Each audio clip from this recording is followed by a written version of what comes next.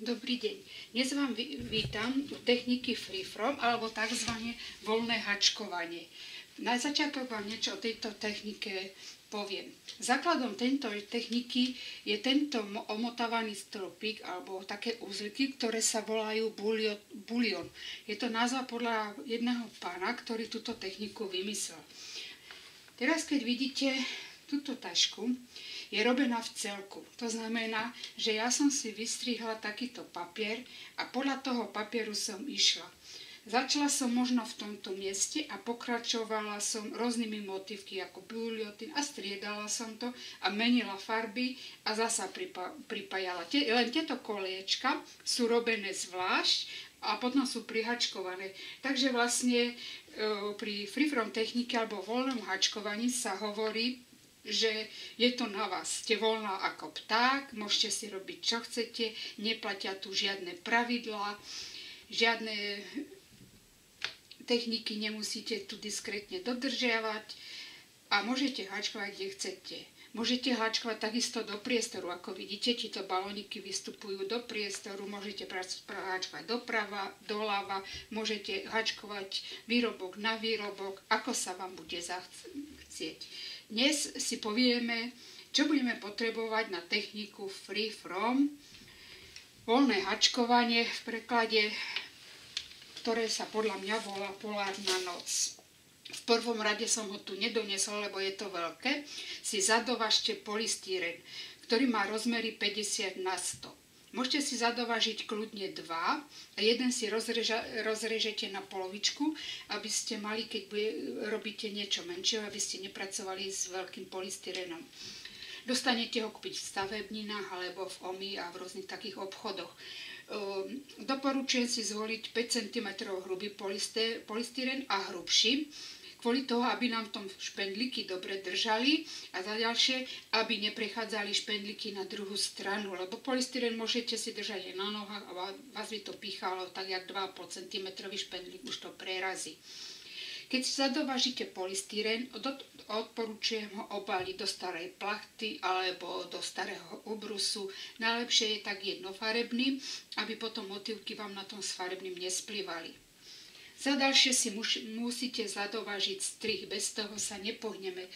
Strih buď si kúpite hotový, alebo vyťahnete z burdy, alebo si viete urobiť, alebo si dáte niekým urobiť. A tento strih nás bude celou prácou držať.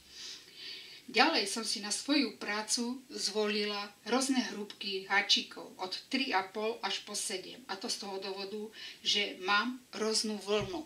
Teraz vám ukážem, ako mám vlnu zvolenú na polárnu noc. Zvolila som takéto rôzne druhy vlny, farby, ako teraz tu môžete vidieť. Už nevidíte značku, lebo ja už som začala robiť zadný diel a značku vám môžem ukázať. Je to značka Sporte Soft, tieto farby sú Sporte Soft, toto neviem, to som si doviezla z Francúzska a to som tu dala len tak. A potom je tu značka Alize Abbey. Teraz, keď ja som si z toho zhodila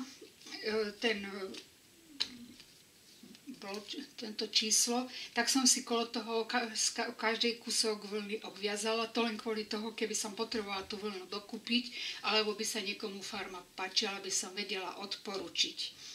Takže toto je zvolená moja vlna na tú nočnú oblohu. Keď vidíte, má to taký v tom strieborný vlas. Dúfam, že tento strieborný vlas mi nahradí hviezdičky na oblohe. Ešte vám nemôžem povedať, či toho budem mať dosť, či budem musieť dokúpiť vlny. To záleží podľa toho, čo sa používa. Pokiaľ sa používa veľa ten vzorek bulion, treba rátať s tým, že má to väčšiu spotrebu. Neviem ani sama, či mi to bude zobrazovať hviezdičky, alebo mi to nebude zobrazovať hviezdičky, ukáže hotová práca. Ale viem, že v zime, keď bude táto vetrovka používaná a bude svietiť slniečko, tak toto sa bude krásne lesknúť. Teraz som zvolila ďalšiu priadzu, ani nevlnu, je to všetko rôzne složenie vlny, akryl, vlna a takto. A teraz som zvolila vlnu na sneh. Je to batole, alize, takú modrú, ale sama ešte vám neviem povedať, ktorú budem, takú nejakú mám brilance. To je, aj táto je brilance, to boli dve také prieze. Potom som zvolila trošku aj sivú. Tuto má tiež svis, to zase je nejaká alize. Zasa mám batole, tu mám zase s takým striebornými, takisto je to od alize. Potom mám zvolenú aj chlpatu.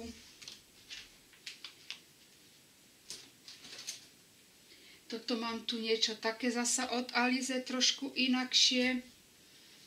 Potom mám zvolenú takú vlnu, trošku s modrým, ale fakt neviem, až pri práci ja budem vedieť to. Potom som si kúpila takú bambulkovú, ale zistila som, že je to na pletenie tých hrubých šalí, je to také široké, tak neviem, či ju niekde využijem, či ja ju nevyužijem.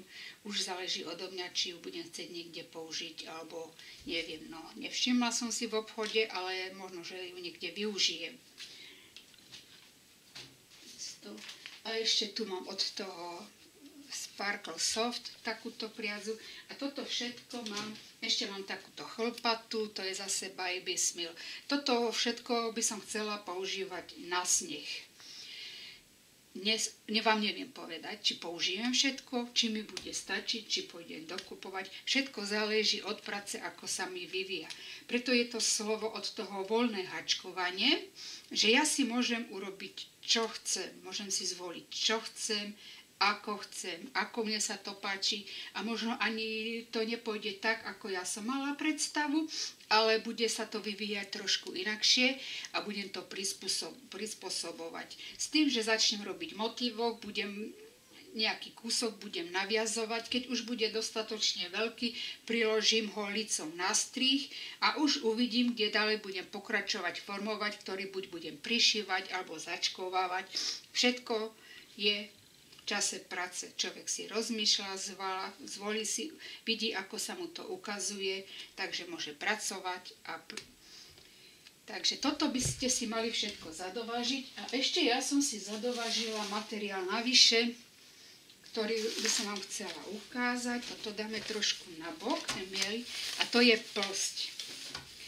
Ja som sa rozhodla, že v tomto budem využívať plsť a hlavne na tú nočnú oblohu, aby sa trošičku viacej to zduhovatelo. Či to budem používať sama, ešte neviem, ale dúfam, že áno. Dostať to v obchodoch v takýchto balíčkoch, alebo je to len takýto malý balíček, ktorý by mohol úplne stačiť. Aj sú rôzne duhové, ako vidíte, tu mám takú peknú duhovú plsť a uvidíme v ďalších videách, ako ju budem využívať. Takže to by bolo na dneska všetko o technike Freeform a budem sa tešiť na ďalšiu prácu. Aj na vás, že sa spolu do toho pustíme, možno, že si zvolíte niečo iného, jednoduchšieho, ale určite je to krásna technika, sú z toho výrobky krásne. Je však tak, že nie sú pre všetko voliteľné, pro konzervatívne typy tieto výrobky nie sú, spíš sa tu pre extravagantné štýly, čo ľubia bohemský štýl a určite dá sa z toho pekné veci urobiť, rôzne šatky, vestičky, vetrovky, kabaty. Ja hlavne robím vetrovky a kabaty. Takže sa budem s vami tešiť na ďalšie video a dúfam, že sa spolu do toho pustíme.